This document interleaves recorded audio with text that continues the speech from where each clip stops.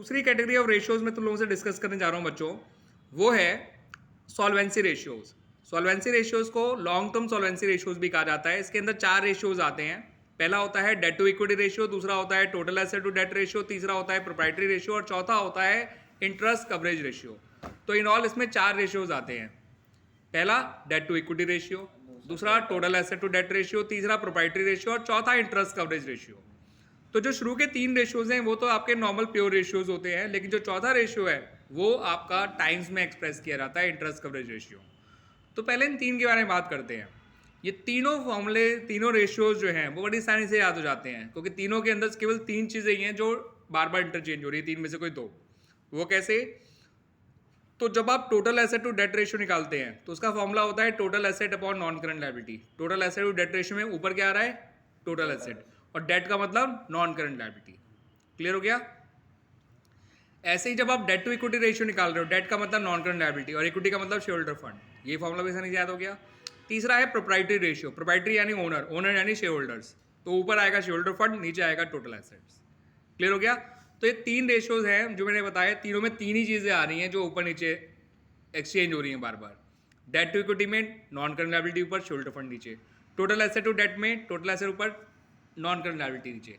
Proprietary ratio में share holder fund ऊपर और टोटल एसेट नीचे। तो ये 3 ही चीज़ें हैं, नाम के अकॉर्डिंग आराम से ऊपर नीचे घूमती रहती है ना?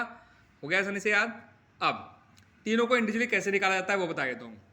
तो देखिए, टोटल एसेट निकालना तो बहुत आसान तरीका है। बैलेंस शीट की लायबिलिटी साइड की सारी चीज़ें ऐड कर दो, एसेट साइड की सारी चीज़ें जो ऐड कर दो, टोटल एसेट आ गया। या तो लायबिलिटी साइड की सारी चीज़ें ऐड कर दो या एसेट साइड की सारी चीज़ें ऐड कर दो, टोटल एसेट आ गया।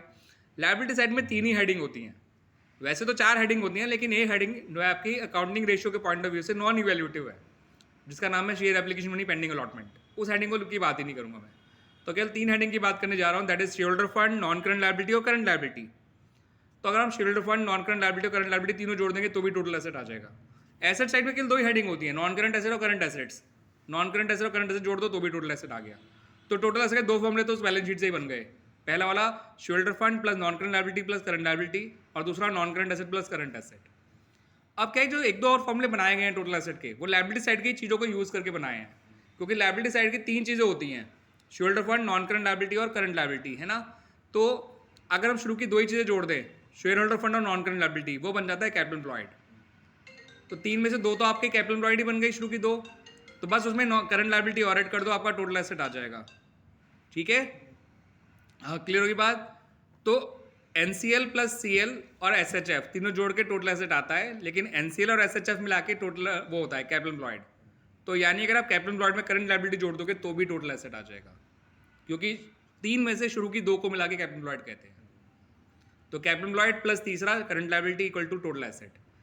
अब शेयर होल्डर फंड में अगर टोटल डेट जोड़ दोगे तो भी आपका टोटल एसेट आ जाएगा। क्यों? क्योंकि NCL और CL मिला के, यानी दूसरी और तीसरी जो हेडिंग होती है लायबिलिटी साइड की, उनको जोड़ के टोटल डेट्स आता है। तो शेयर होल्डर फंड में टोटल डेट जोड़ दोगे तो भी टोटल एसेट आ गया। तो इस तरह से मैंने टोटल एसेट के 4 फॉर्मूले बना दिए। पहला वाला SHF, NCL प्लस CL तीनों को जोड़ेंगे, और या फिर टोटल नॉन करंट एसेट और करंट एसेट जोड़ दिए, दूसरा फॉर्मूला हो गया।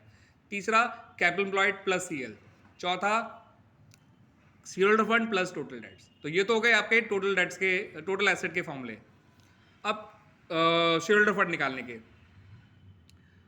Capital employed, non current liability और शेयर होल्डर फंड मिला के बनता है। तो कैपिटल एम्प्लॉयड में से नॉन करंट लायबिलिटी हटा दो, शेयर होल्डर फंड आ जाएगा। कैपिटल एम्प्लॉयड में से शेयर होल्डर फंड हटा दो, नॉन करंट लायबिलिटी आ जाएगा। क्लियर हो गया? टोटल डेट्स जो है 2 चीज़ों को मिला के बनता है, नॉन करंट लायबिलिटी और करंट लायबिलिटी। तो टोटल डेट्स में से करंट लायबिलिटी हटा दो, नॉन करंट लायबिलिटी आ जाएगा, और टोटल डेट्स में से नॉन करंट हटाओ, करंट आ जाएगा। करंट हटाओ नॉन करंट, नॉन करंट हटाओ करंट। क्लियर? और शेयर होल्डर फंड में से अगर मैं टोटल एसेट में से टोटल डेट हटा दूं तो भी शेयर होल्डर फंड आ जाएगा। टोटल एसेट में से टोटल डेट्स हटा दूंगा तो भी शेयर होल्डर फंड आ जाएगा। तो शेयर होल्डर फंड इस तरह से आ सकता है, या टोटल एसेट में से non current liability current liability दोनों हटा दो तो भी आपका शेयर होल्डर फंड आ गया, क्योंकि टोटल डेट्स NCL और CL को मिला के बना है। लायबिलिटी साइड की तीसरी और दूसरी हेडिंग को हटा दो, पहली हेडिंग अपने आप आ जाएगी। किस में से हटाओ? टोटल एसेट में से।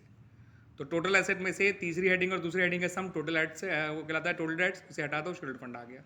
कैपिटल एम्प्लॉयड NCL और SHF को मिला के बना है, तो कैपिटल एम्प्लॉयड में से SHF हटाओ, NCL आ गया। कैपिटल एम्प्लॉयड में से NCL हटाओ, SHF आ गया।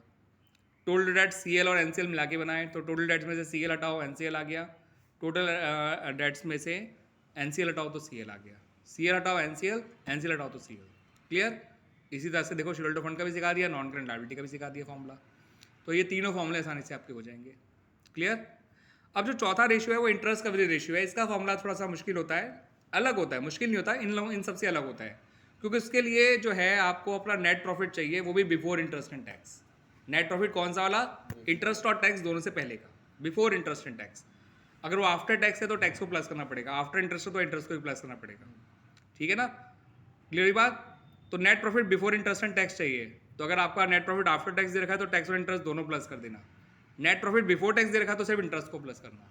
अब बात समझना, नेट प्रॉफिट आफ्टर टैक्स है तो टैक्स और इंटरेस्ट दोनों, नेट प्रॉफिट बिफोर टैक्स है तो केवल इंटरेस्ट प्लस करोगे।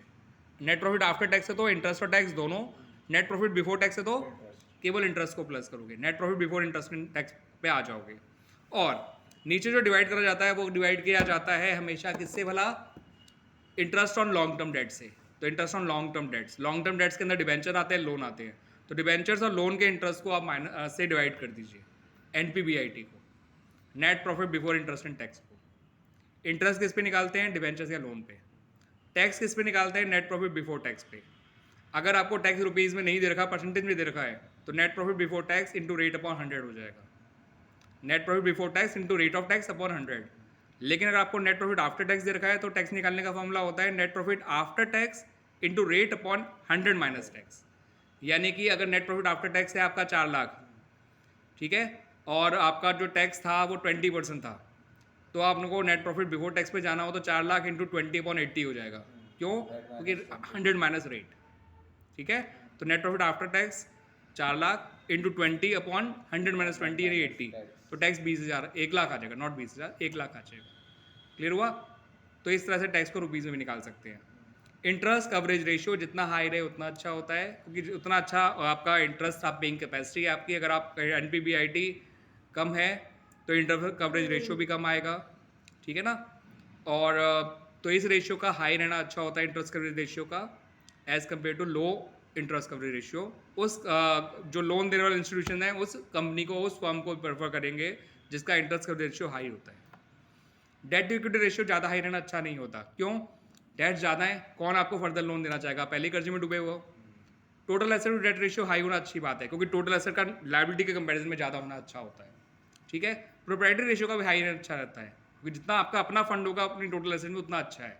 इसका मतलब होता है कि टोटल एसेट को आपने अपने पैसे से ज़्यादा खरीदा है। लेकिन अगर वही आपका प्रोप्राइटरी रेशियो कम रहेगा, इसका मतलब आपने टोटल एसेट अपने पैसे से कम और बाहर आउटसाइडर के पैसे से ज़्यादा खरीदी हुई है। क्लियर ही बात है?